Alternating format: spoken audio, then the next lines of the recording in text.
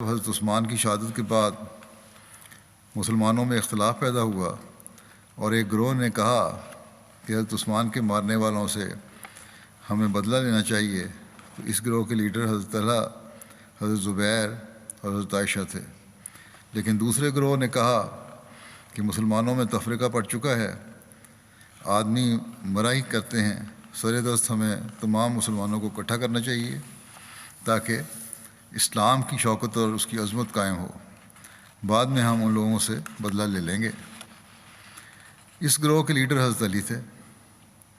یہ اختلاف اتنا بڑھا کہ حضرت طلحہ، حضرت زبیر اور حضرت عائشہ نے الزام لگایا کہ علی ان لوگوں کو پناہ دینا چاہتے ہیں جنہوں نے حضرت عثمان کو شہید کیا ہے، اور حضرت علی نے الزام لگایا کہ ان لوگوں کو اپنی ذاتی غرضیں زیادہ مقدم ہیں، اسلام کا فائدہ ان کے مد نظر نہیں ہے، جو یہ کہتے ہیں کہ فوری بدلہ لیا جائے.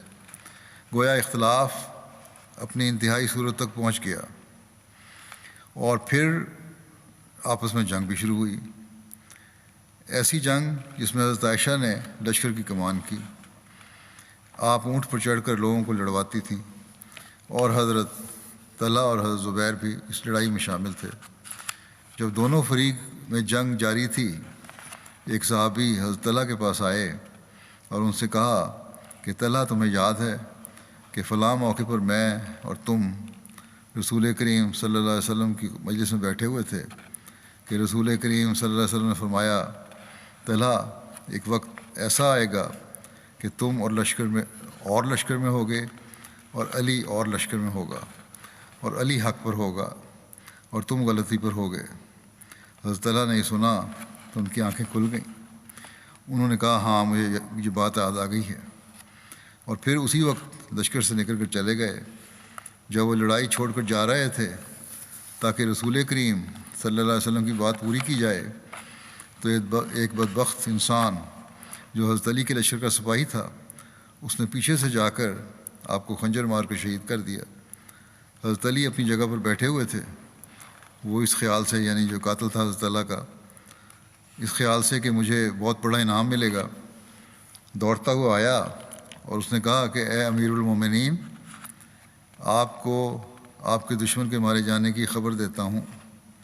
حضرت علی نے کہا، کون دشمن؟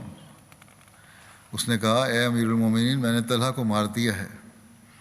حضرت علی نے فرمایا، اے شخص، میں بھی تجھے رسول کریم صلی اللہ علیہ وسلم کی طرف سے بشارت دیتا ہوں کہ تو دوزخ میں ڈالا جائے گا، کیونکہ رسول کریم صلی اللہ علیہ وسلم نے ایک دفعہ فرمایا، جب کہ میں اور طلحہ بیٹھے ہوئے تھے،